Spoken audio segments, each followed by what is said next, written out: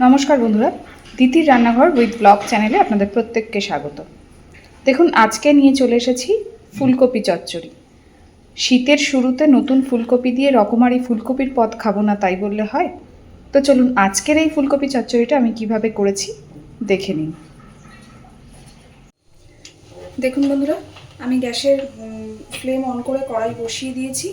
আর এই রান্নাটা আজকে সর্ষের তেলেই হবে, তো আমি কড়াইতে সর্ষের তেল দিয়ে দিচ্ছি। খুব ভালো করে তেলটাকে একটু গরম করে নেব। দেখুন বন্ধুরা, তেল খুব সুন্দর গরম হয়ে গেছে। আমি প্রথমেই ফোড়নে দিচ্ছি একটু 5 ফোড়ন।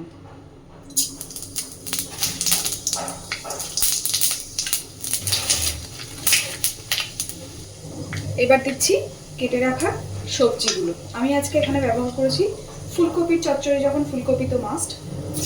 আর সঙ্গে দিয়েছি পেঁয়াজ কালি আর আলু।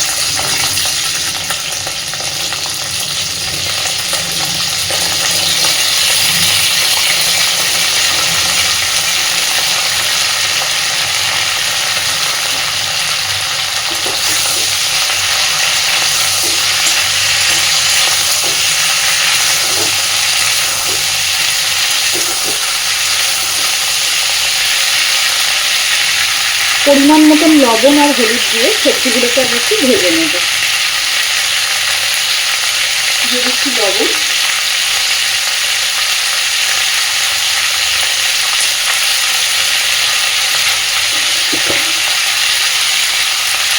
এবার দিচ্ছি পরিমাণ মতো হলুদ দিয়ে।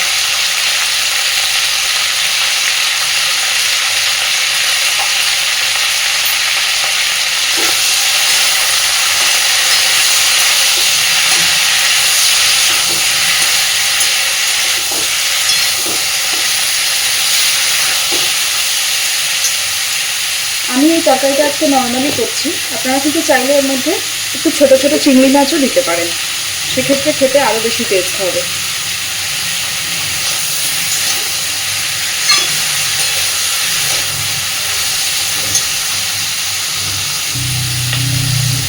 একটুখানি এই সময় দিয়ে দিচ্ছি অল্প একটু চিনি।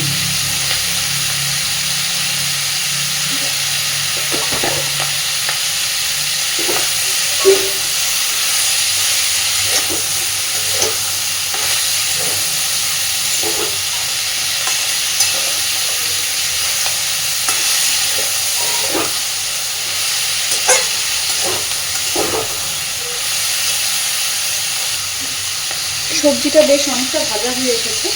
এবার আমি দিয়ে দিচ্ছি সর্ষে আর কাঁচা লঙ্কা একসাথে বাটা।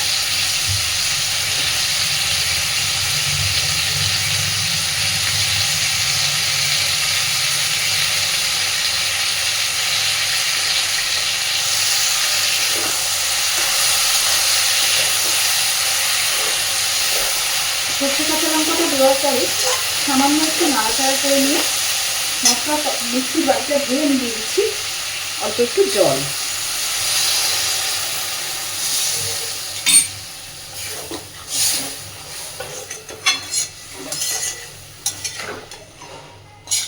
এইবার মিনিট 5 ঢাকা দিয়ে এটাকে ফুটতে দেব, তাতে করে আলু ফুলকপি সব কিছুই খুব সুন্দরভাবে সিদ্ধ হয়ে যাবে।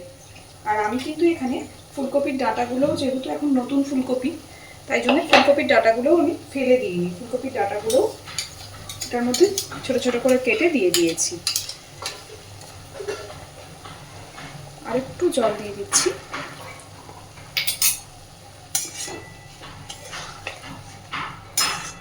এবার তরকারিটাকে ঢাকা দিয়ে দেব।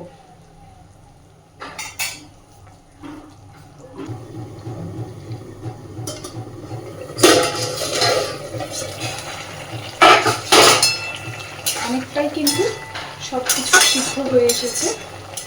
আমি আরও মিনিট 5 এটাকে এইভাবে ঢেকে রাখবো।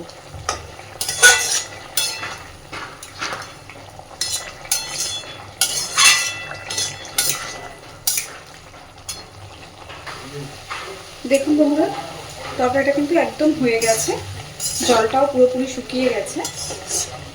তো এইবার আমি গ্যাসের ফ্লেমটাকে অফ করে দিচ্ছি। আর একদম সামান্য একটু কাঁচা তেল ওপর থেকে ছড়িয়ে দিচ্ছি।